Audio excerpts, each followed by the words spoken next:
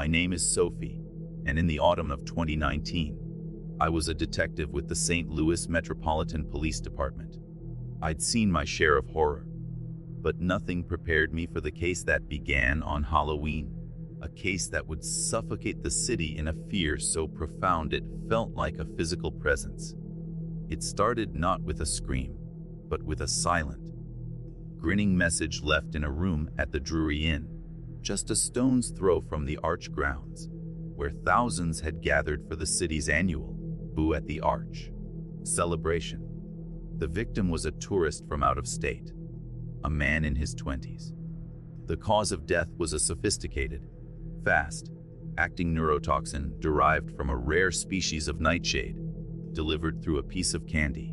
It was a king-sized chocolate bar, its wrapper expertly resealed. The scene was pristine, no forced entry, no struggle. It was as if he had simply decided to die. And then there was the signature, on the hotel room's floor-to-ceiling window, overlooking the glittering arch. The killer had used the victim's own blood to draw a wide, garish smile. It was a clown's smile, executed with a chilling, artistic precision. We initially thought it was a one-off, a twisted piece of luck for a predator. We were wrong. The next night, another body was found, this time in a rental car parked in the garage beneath the Keener Plaza North garage. Another tourist.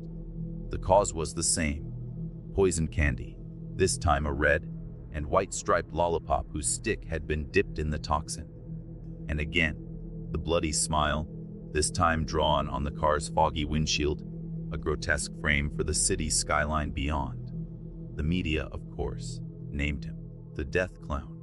The name stuck, and with it, a city-wide panic began to set in.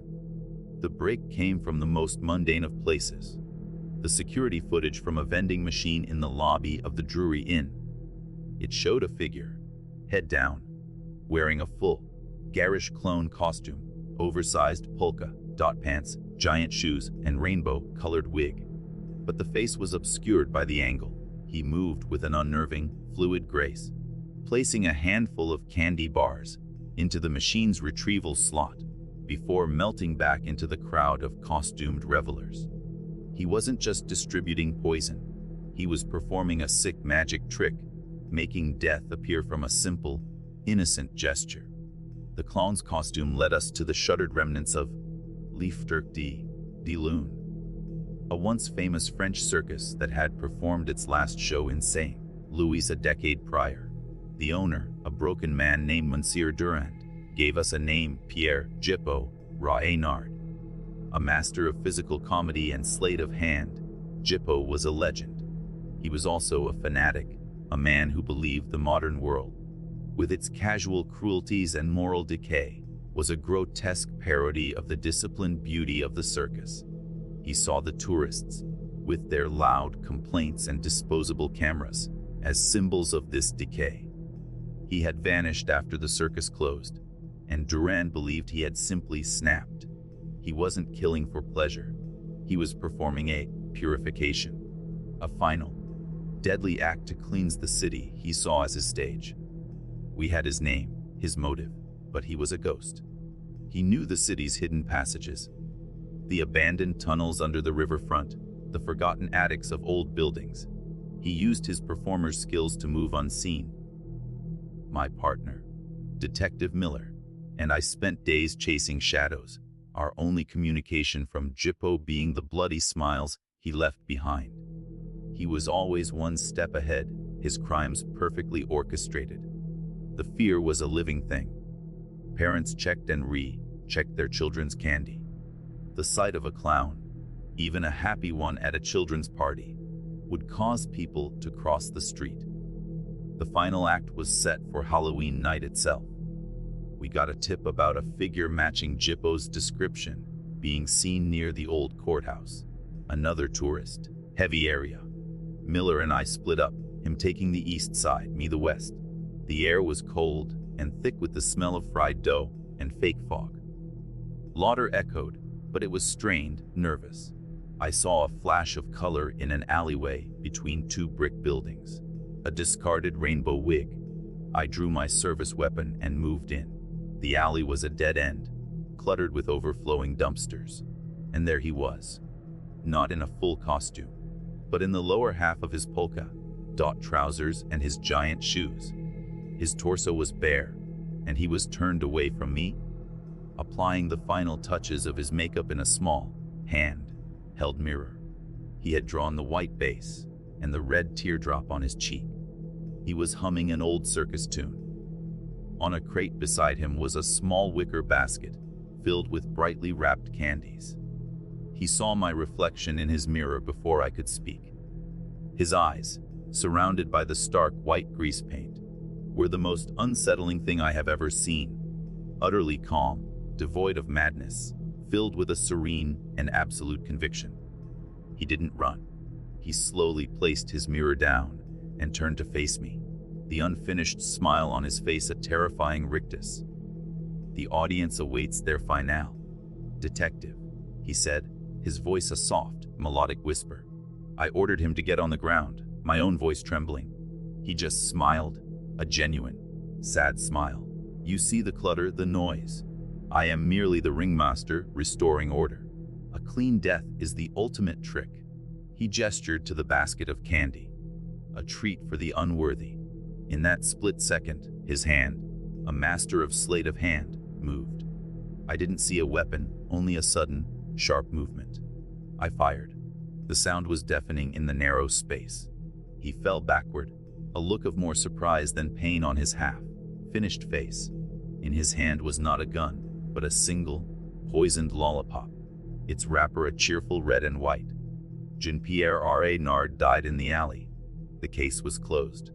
But on Halloween, every year, when the city lights up and the laughter of tourists fills the air by the arch, I walk the same streets. I still see his handiwork in the shadows. I see the potential for that perfect, silent crime in every piece of unchecked candy. And sometimes, in the reflection of a rain-slicked window, I think I see it, a faint, smeared, bloody smile, a permanent reminder that some horrors don't end when the killer is caught. They just wait for the next performance.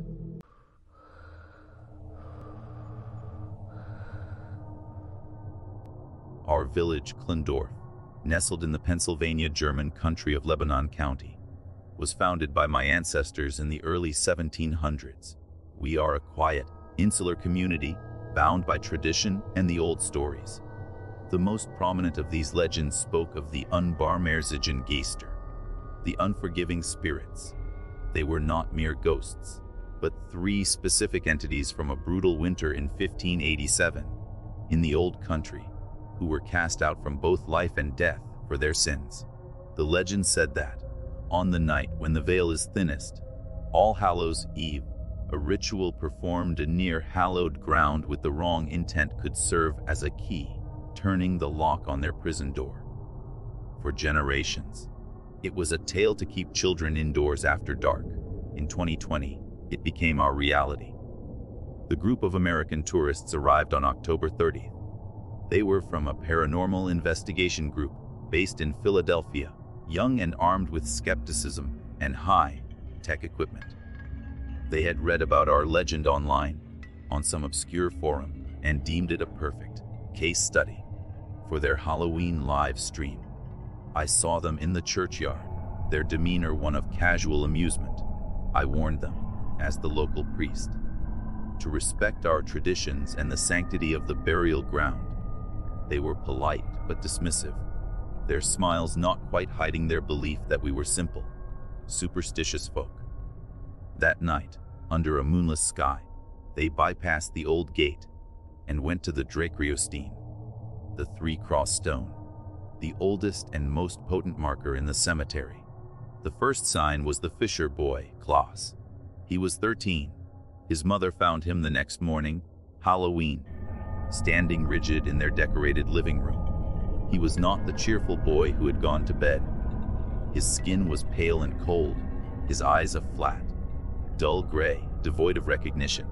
He did not speak, but when he moved, it was with a stiff, unnatural jerkiness, his head tilting at an angle that seemed to strain his young neck.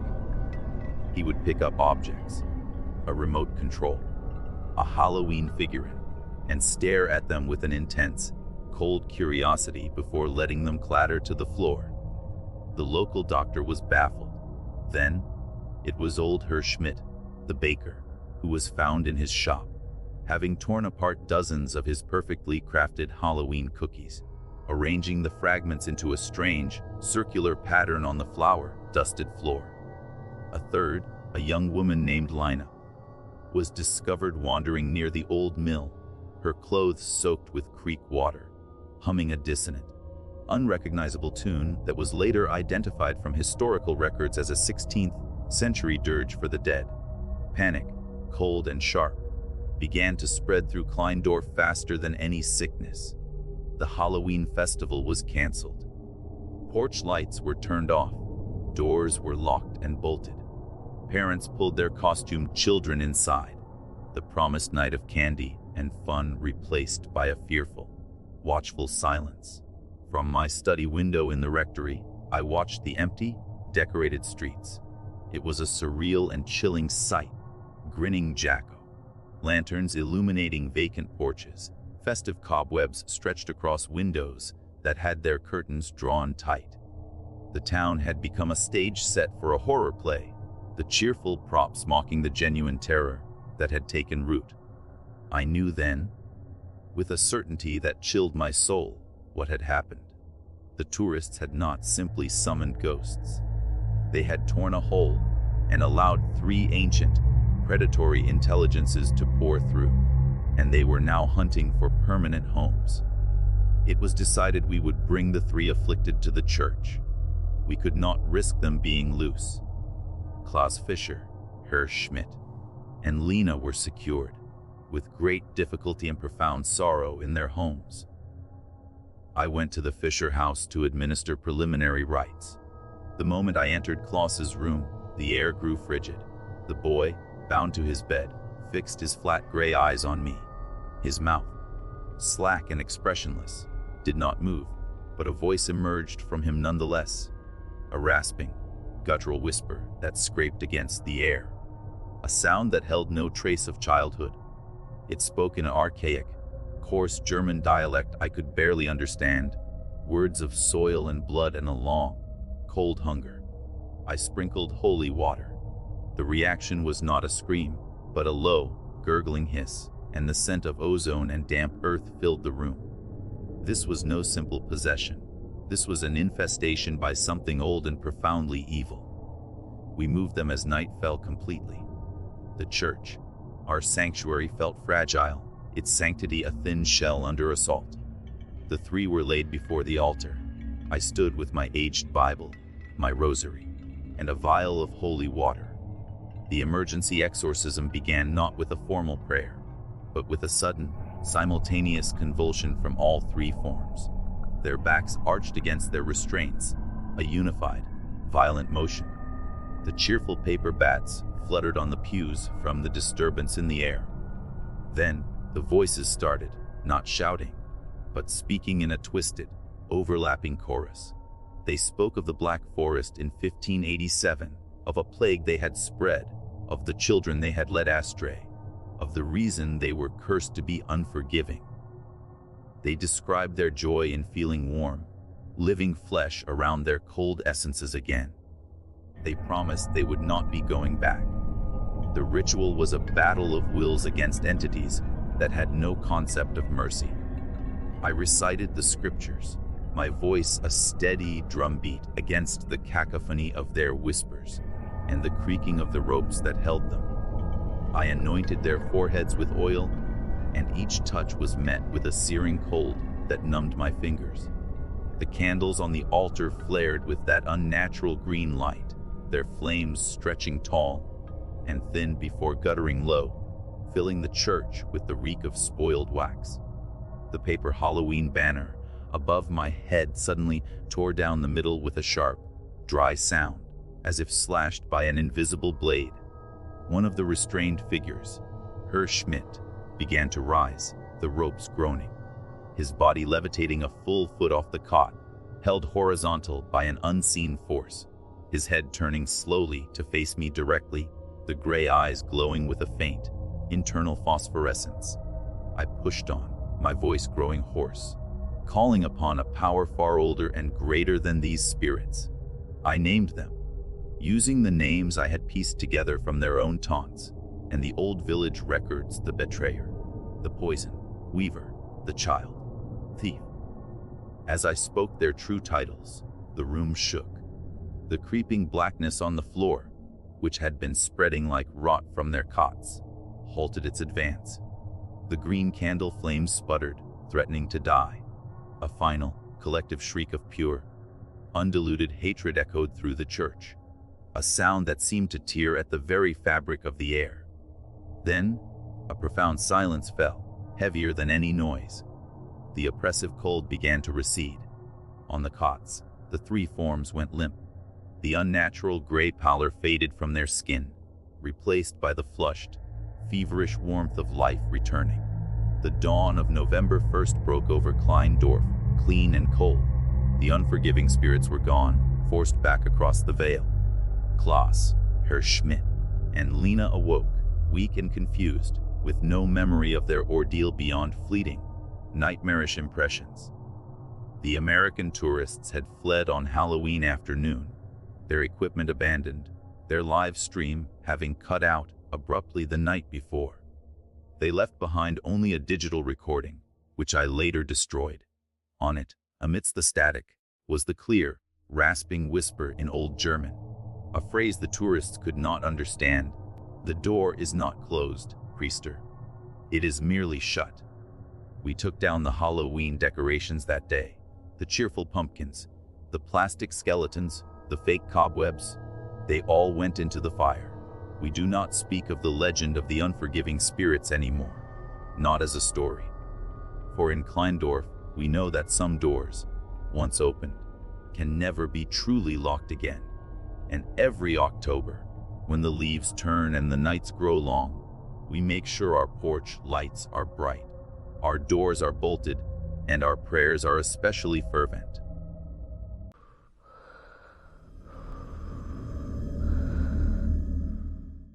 My name is Isabella, and this is not a campfire tale. This is a testimony. It happened on October 31st, 2021, at the Harvest Joy Corn Maze, just outside of Chillicothe, Ross County, Ohio. My uncle, Marco, had poured his soul into this attraction, boasting it was the largest in the state. That year, he'd hired a quiet, efficient man named Arthur Lisk to help with the final layout. We didn't know he was a former architect. We didn't know he'd lost his wife and daughter 5 years prior on Halloween, their car struck by a drunk driver who had been coming from a party. We didn't know that in his grief, shattered mind, he was building a cathedral of shared suffering. The air was crisp, smelling of damp earth and decaying vegetation. I was with a group of 8 others, mostly friends from college. We paid our fee, laughed at the cheesy, spooky soundtrack playing from hidden speakers, and passed under the wooden archway. The change was immediate. The festive sounds of the farmyard faded, replaced by an oppressive silence, broken only by the rustle of corn and our own footsteps. The path forked almost immediately. A small, laminated card was nailed to a post. It wasn't my uncle's usual cartoonish style. The print was clean, architectural. It read, "The first choice is an illusion. Left or right, the path is yours. But time is not." We chose left. The path was a straight shot, deceptively simple. Jake, one of my friends, bounded ahead, his laughter echoing. "This is easy!"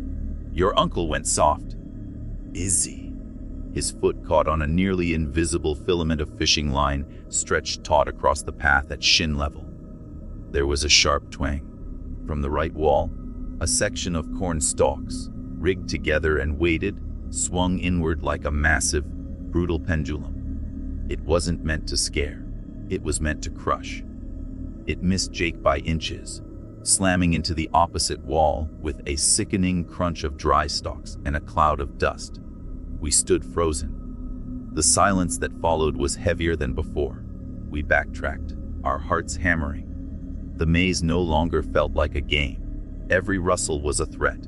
We found a dead end, but it wasn't empty. A small, old-fashioned school desk sat there, utterly out of place. On it was a compass that spun erratically. Sarah, the most logical of us, picked it up. "This is wrong. This doesn't point north." She noticed the coordinates carved into the wood.